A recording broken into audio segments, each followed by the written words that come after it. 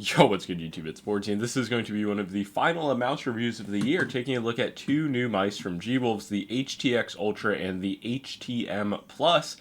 This is their first larger style mouse. It has some quirks with the mouse skates and LOD, but it's definitely closest to the Asus ROG Harp Ace in hand, specifically with the sides, which is never a shape that I loved historically. But yeah, it's definitely in a similar size range to a lot of the common flagships out there, like the Viper V3, GPX, ULX Large. It is this kind of elongated shape though, but what's really important, like the classic Gwolves feature, is that it comes in at 35 or 36 grams with these larger 1.8 millimeter skates on. So for a mouse of this size, it is extremely light. For reference, the HTX Ultra comes in at 32 grams, but it is obviously a much smaller, lower profile mouse. So if you are looking for something kind of for relaxed claw, if you were historically a fan of the Harp Ace, which I don't know many people who were, then this would make perfect sense if you're looking for just a lightweight option.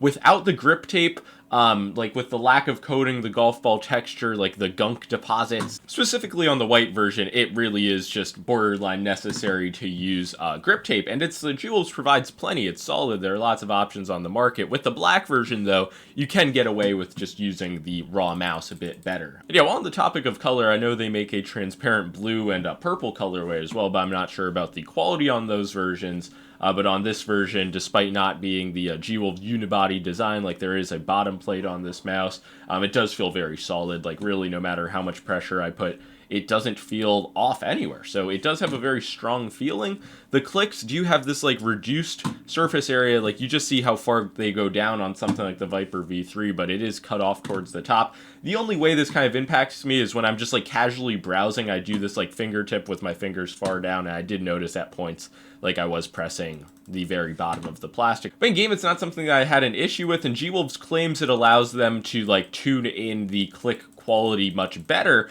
And yeah, at least in my unit's case, they are a pretty light, crisp click, and unless you really force side-to-side movement, there's no quality issues present, no pre or post travel, no mushy feeling. Just worth noting that you don't get as much vertical room with the actual click piece. And these are using Huano switches with SPDT capability, so similar to GX speed mode from endgame gear mice, so some of the lowest click latency for sure. Of course, it doesn't really matter, are you going to be a significantly better, more cracked responsive player using this compared to a Final Mouse Large, which is a few grams heavier, maybe 100 or 200 microseconds of additional click latency? Obviously not. But, I mean, God bless if you're just, buying a mouse because you want it to be the lightest, the lowest click latency. I mean, some people have to keep the industry alive in innovative spirit. Yeah, speaking of innovative spirit, this mouse has what Gwolves is calling an ultra-low sensor position that supports these thicker 1.8 millimeter skates. The mouse will not function properly with any, standard thin skates, this is another feature where it's similar to the VUC having this forward sensor at the front of the mouse. It's I don't really need it. I didn't ask for it, but Gwolves is trying to do something different. They do list some benefits. Yeah, they advertise it as being beneficial for both glass pad users and Xsoft pad users. The glass thesis is pretty simple. It's just these are thicker skates, so they will have better durability. Standard sub 1 millimeter PTFE skates do wear down pretty quickly on glass, but a lot of glass pad people are fine just using harder dot skates based on what I see. And yeah, with Xsoft pads, basically the scraping should be reduced. Oftentimes, you can hear with these skates, a lot of the bottom plastic on the mouse is just scraping against the pad. So these, if you do apply balanced pressure, if you're specifically grinding one edge or the back of the mouse against the pad, you still will feel some of that scraping, but just on general motions, it is a lot smoother. You don't really sink in as much. So I can say it's a bit better for Xsoft, but just in general, I didn't really experience any tracking issues when using the normal skates. But with this shape, since I just never really like it, you see I don't grip it towards the front. I have an issue with picking it up. It just doesn't feel as natural or competitive as a shape like the Viper V3 Pro. I just have a much easier time lifting this in game.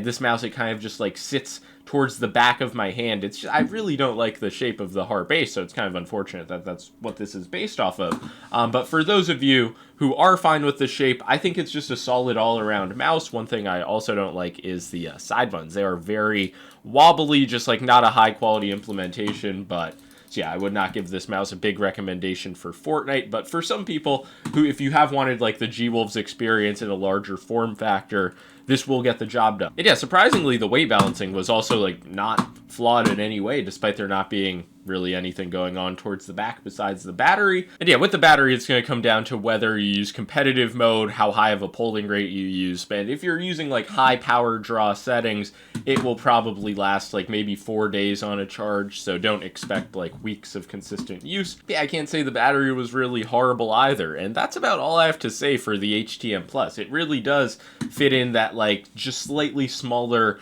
Harp Ace role, where I can't say I prefer it over something like a GPX, Viper V3 Pro, obviously, but on paper, like, it is a very good, lightweight, larger mouse, presuming you are fine with some of the Gwolves quirks, and they are getting rid of the whole, like, thicker skates, lower sensor position, ordeal in the next batch. So it's just kind of like a way to get feedback, and I think they'll just do away with it. I don't see them going back to it, but it's Gwolves. It's very hard to predict their next move. They may be the company of the year, at least when it comes to innovation. Who else could it be? Like Orbital? But yeah, the HTX Ultra, this one's going to be a bit quicker. And yeah, it's just the same style of release as the HTX Ultra was earlier in the year. Like, this is a classic Gwolves shape, the HTX.